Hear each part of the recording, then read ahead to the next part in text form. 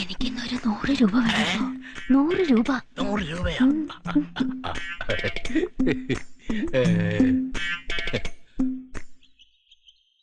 എന്താണ് കളിക്കണേ? ഒന്നുമില്ല. ഒന്നുമില്ലെങ്കിൽ താൻ വെറുതെ കളിക്കണം. എന്തിനാ? പോയി വണ്ടി ഇരിക്കണോ?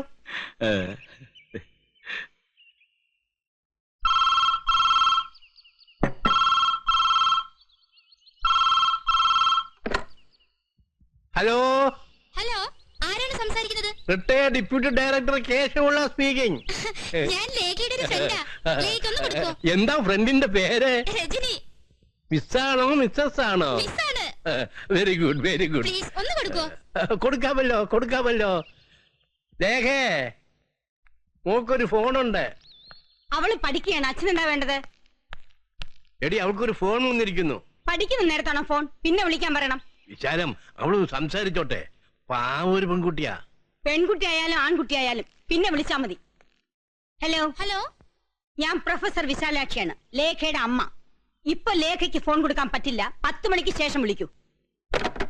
അച്ഛനറിയില്ലേ അവള് പഠിക്കുകയാണെന്ന്? വല്ല അത്യാവശ്യ കാര്യത്തിനെങ്ങാനും.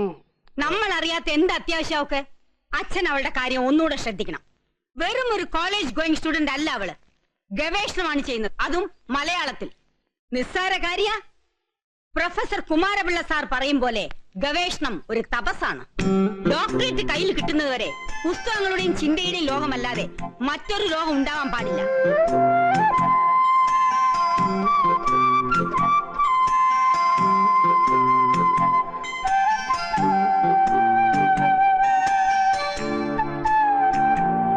ലേഖ,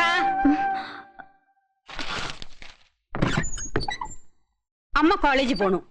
നീ ഇന്ന് അക്കാഡമി പോകുന്നുണ്ടോ? ഇല്ല. എന്താ നീ എഴുതിയിരുന്ന? എഴുതായിരുന്നു, നോട്ട്സ് എഴുതായിരുന്നു. വള്ളത്തോളിലെ മഗ്ദലന മറിയം വാക്കുകൾ കൊണ്ട് അദ്ദേഹം വരച്ചിട്ട ആ രേഖാചിത്രം മനോഹരം.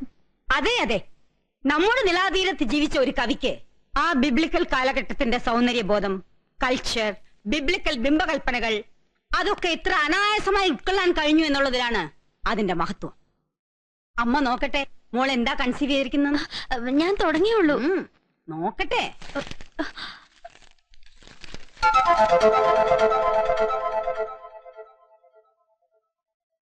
ഇതാണോ രേഖാചിത്രം? ഇത് മഗ്ദലന മറിയത്തിന്റെ അല്ല, യൂദാസിന്റെയാ. നിന്നോട് ഞാൻ എത്ര പ്രാവശ്യം പറഞ്ഞിട്ടുണ്ട് ഈ മുറിക്കുള്ളിൽ വെച്ച് അവനെ ഓർക്ക പോലും ചെയ്യരുതെന്ന്. എനിക്ക് പറ്റിയ അബദ്ധ. പണ്ടേ ഞാൻ സമ്മതിച്ചു കൊടുത്തു. ഞാൻ വെറുതെ ഒരു രസത്തിന്. ഇവനെ സ്വപ്നം കണ്ടിരുന്നാൽ ഈ ആയുസിൽ നീ ഒരു തീസിസ് സബ്മിറ്റ് ചെയ്യില്ല. ഒരു ഡോക്ടറേറ്റ് എടുക്കാതെ ഈ കല്യാണത്തോട്ട് ഞാൻ സമ്മതിക്കുകയില്ല. അത് മനസ്സിലാക്കിക്കോ. ഇവനെ ഈ മുറി കേട്ടതെന്ന് പറഞ്ഞിട്ട്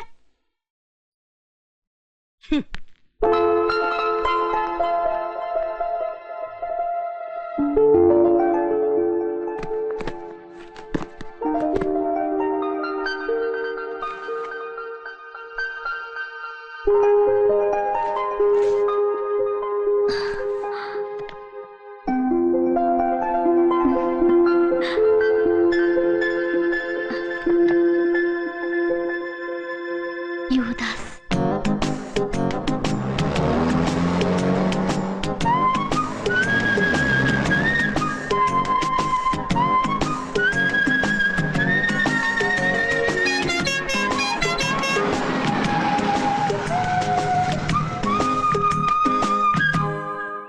ഇത്തവണ കാപ്പിയൊക്കെ എങ്ങനെയുണ്ടാ? കാപ്പി മോശമില്ല, പക്ഷെ കുരുമുളക് കഴിഞ്ഞ കൊല്ലത്ത് അത്ര ഗുണം പോരാ. അതെ, സമയം കിട്ടുമ്പോ ഭാര്യയ്ക്കും ഭർത്താവിനും അങ്ങോട്ടൊക്കെ ഒന്ന് വരികയൊക്കെ ചെയ്യാം. സമയം കിട്ടണ്ടേ? ഇവിടെ ആണെങ്കിൽ പേഷ്യൻസ് ഒഴിച്ചിട്ട് നേരില്ല. ഇവൻ ഇതൊന്നും പറഞ്ഞാ മനസ്സിലാവില്ല എന്റെ രമേ. ഇവന്റെ വിചാരം നമ്മൾ കാശ് മാത്രം മോഹിച്ചാന്നാ. അല്ല, പേഷ്യൻസ് ബുദ്ധിമുട്ടുവേ. ഓ പിന്നെ, ഡോക്ടർ രവിചന്ദ്രൻ മേനോനും ഭാര്യയും ജീവിച്ചിരുന്നില്ലായിരുന്നെങ്കിൽ ഈ പേഷ്യൻസ് ഒക്കെ അമേരിക്കയ്ക്ക് പോകേണ്ടി വന്നേനെ. എന്റെ ഏട്ടാ, 2 ദിവസം നിങ്ങളില്ലെങ്കിൽ പേഷ്യൻസിന് ഒരു ചുക്കും സംഭവിക്കില്ല. നല്ല ഒന്നാം തരം ഡോക്ടർമാര് ചവറുപോലെ ഉണ്ടേ ഈ പാലക്കാട്ട്. എന്തേ? അല്ല, ഒറ്റപ്പാലത്ത് വരെ വന്ന അമ്മയൊന്ന് കാണാൻ സമയമില്ലാത്ത ആളുകളാ. എടാ, കഴിഞ്ഞ ആഴ്ച ഞങ്ങൾ അങ്ങോട്ട് വന്ന് അമ്മയുടെ ഷുഗറും BP ഒക്കെ ചെക്ക് ചെയ്തിട്ട് വന്നതേ ഉള്ളൂ. പിന്നെ ചേട്ടൻ പാലക്കാട് വരുമ്പോഴൊക്കെ വരും, വിശേഷങ്ങൾ അറിയും. അമ്മ തന്നെ ദിവസം ടെലിഫോണിൽ വിളിക്കുന്നുണ്ട്. ഇന്ന് രാവിലെയും കൂടി മിനിക്കുട്ടിയെ വിളിച്ചിരുന്നു. കുട്ടികളെ ഒന്ന് കാണാൻ പറ്റിയില്ലല്ലോ.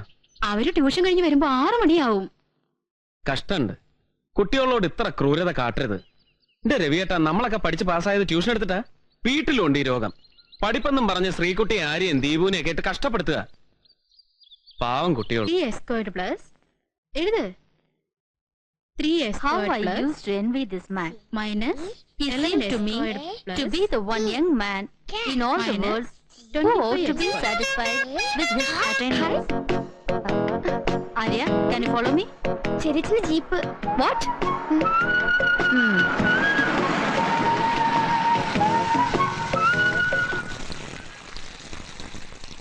ഹലോ, ഭാനുമതി അമ്മേ, ഭാനുമതി അമ്മോ, എന്നോടൊരു അക്ഷരം മിണ്ടണ്ട. നിക്കമ്മേ. ഇങ്ങനെ ഒരു പ്രകോപനം ഇല്ലാണ്ട് ചൂടായാല്. മയക്കൊന്നും വേണ്ട. കുട്ടികളായാൽ ഇത്തിരി അനുസരണയൊക്കെ വേണം. ഇത്ര അഹങ്കാരം പാടില്ല. ഇവിടെ തന്നെ അമ്മേ, ദേ ഇത് നോക്കിയേ. കൊണ്ടുപോ, എനിക്ക് വേണ്ട. ആ, ഇതിപ്പോ എന്റെ വെറുതെ അല്ല, നീ വരുമ്പോ അമ്മയ്ക്ക് ഷുഗർ കൂടുന്നു. എന്ത് ഭൂകമ്പ ഏട്ടത്തി അമ്മ ഇവിടെ ഉണ്ടായത്? ഓ, ഒന്നും അറിഞ്ഞില്ല, പാവം. ഹേയ്, ഇല്ലാന്നേ, പറ എന്താ? നിന്റെ തോക്ക് തിരിച്ചു കിട്ടിയോ? മൈ ഗോഡ്, ന്യൂസ് ഇവിടെ എത്തിയ?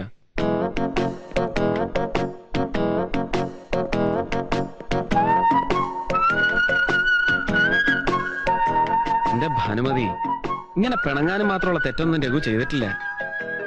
എനിക്കൊന്നും കേക്കണ്ട. ഏത് കോടതിയും പ്രതിക്ക് പറയാനുള്ളത് കേൾക്കും. സെഷൻസ് ജഡ്ജ് മംഗലത്ത് ഗോവിന്ദമേനന്റെ ധർമ്മപത്നി അത് മനസ്സിലാക്കണം. എനിക്കൊന്നും മനസ്സിലാക്കണ്ടെന്ന് പറഞ്ഞില്ലേ? സത്യവും ധർമ്മവും വിട്ട് ജീവിക്കാത്ത ഒരാളിന്റെ മക്കളാ. അച്ഛന്റെ പേര് ചീത്തയാക്കാണ്ടിരുന്ന കൊള്ള. അമ്മേ, നമ്മുടെ ശ്രീകുട്ടിയോട് അവളുടെ സ്കൂളിലെ ഒരു മാഷ് മോശമായിട്ട് പെരുമാറിയെന്ന് വെക്കുക. എന്ത് ചെയ്യണം? ഏട്ടത്തി പറ, എന്ത് ചെയ്യണം? അങ്ങനെയുള്ളവരെ കൊന്നുകളയാ വേണ്ടേ? എന്നാ ഞാൻ കൊന്നില്ല. നമ്മുടെ കല്ലൂനോട് വൃത്തിയേട് കാട്ടിയ ഒരു ഫോറസ്റ്റ് ഗാർഡിനെ ഞാൻ കൊല്ലൂന്ന് പറഞ്ഞത് ശരിയാ. അത് കൊല്ലാനൊന്നും അല്ല, ഒന്ന് വരട്ടി. നീ എന്തിനാ ഇതിലൊക്കെ ഇടപെടുന്നതെന്ന് ചോദിച്ചാൽ ഉത്തരവില്ല. ഞാൻ ഇടപെട്ട് പോവും. സത്യവും ധർമ്മവും വിട്ട് ജീവിക്കാത്ത ഒരാളുടെ മകനായി ജനിച്ചുകൊണ്ടാവും.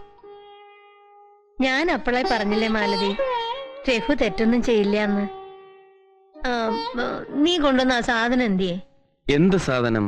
ചോക്ലേറ്റ് ആയിരിക്കും, അത് ഞാൻ തിന്നു.